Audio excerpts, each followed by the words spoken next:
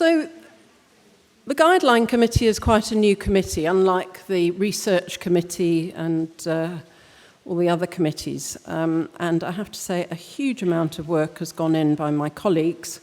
And I would like to point to the two ladies in the chair as having they and their research fellows done the most work to get this committee to produce what I think are some absolutely excellent guidelines. We've also had some great collaboration with other committees, and these guidelines are already published. The first project to get a grant from UEG was actually to standardise anorectal physiological testing and also to introduce the London classification for disorders of anorectal dysfunction. So what I'm really here to talk about is the ongoing projects at the moment. And a lot of them are on the verge of publication, so we will then have quite a good repository on our website. So one of the things we learnt from the Gene and Gender guidelines for Lynch syndrome was that this was such a changing field, as you'll all be aware that genetics is at the moment, that they could never actually catch up with it and get the guideline out. So fortunately, there's now this concept of the dynamic guidance, which is going to be permanently in a state of updating, and hopefully this will now be published soon. This is one of Stephanie's. This is the treatment of hemorrhoids. It's already published on the website, and it's submitted to colorectal disease.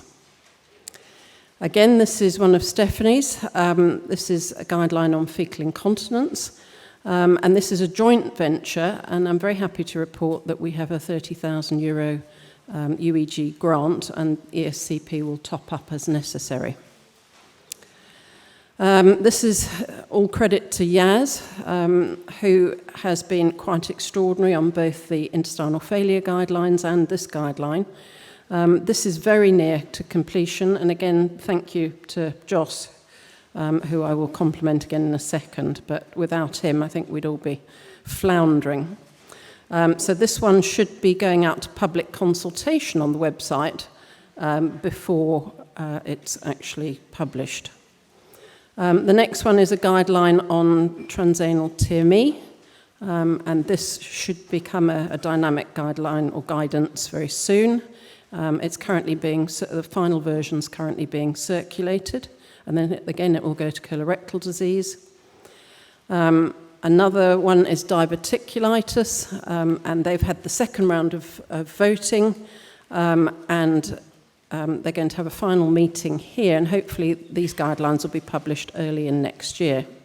So you can see an awful lot going on, and my thanks to the members of Young ESCP. Hang on a minute, there's just one more that I'd forgotten about. There are so many of them. Phil Tozer, my colleague, and David Zimmerman are going to do perianal fistula guidelines. And I'll go back to Young ESCP, and I think I'd like to put a plea out to all members here who are Young ESCP. A guideline is much looked at and much cited. It will do your H factor a huge amount of good. So I'd encourage you to get involved. It really does need your input, and the current project by Young ESCP is to look at social media in colorectal surgery. We continue to be totally indebted to Joss, who you will listen to today. He's a fantastic speaker, a great advisor, and I never thought I would meet and work with a professor of systematic reviews. But thank you so much, Josh. You've really held us all together. One thing I'd like to just point out, which frightened the wits out of us yesterday, Willem Bemmelman, who's on ECHO, informed us that they are being sued over a guideline for a recommendation. And I think the bill is already up near $500,000. So one has to be terribly careful, and I think going forward we're going to have to start working with a legal advisor as well. We do on the website, you'll see, have a guidance disclaimer, but we do need to make sure that that is going to cover us.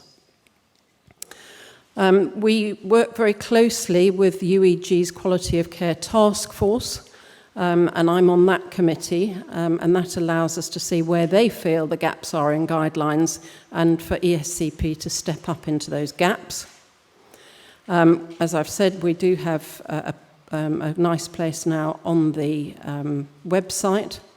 And finally, there are a couple of projects that are already ongoing with ECHO in terms of ulcerative colitis and Crohn's. But I would like to open this now to anybody who wants to come forward and talk to, I think, Yaz or Stephanie, because unfortunately I've got to rush.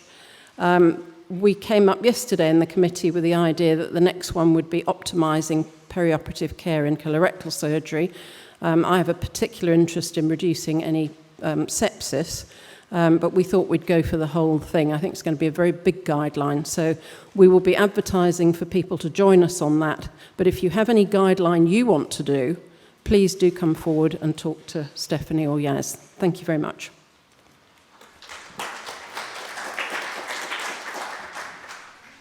Okay. Okay. Right. Thank you very much, Caroline, for this nice overview. Any questions on the floor?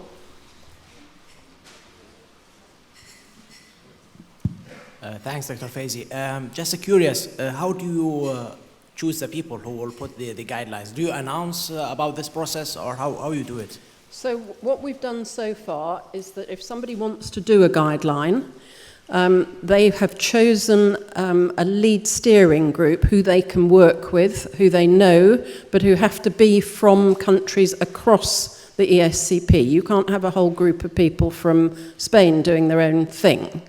It's got to be pan-ESCP, and then they then divide the topic into groups, and then an advert goes out on the website for people to join, and they're allocated into those groups. And they are chosen on merit and on geographical distribution as well. But we are looking for new members to join the Guideline Committee. So either if you want to join the committee or have a good new idea, please come to us after the session, so then we can discuss it. So an advert will go out on the ESCP website for new members imminently. Yeah. Okay. Okay, any other questions? Okay, thank you so much.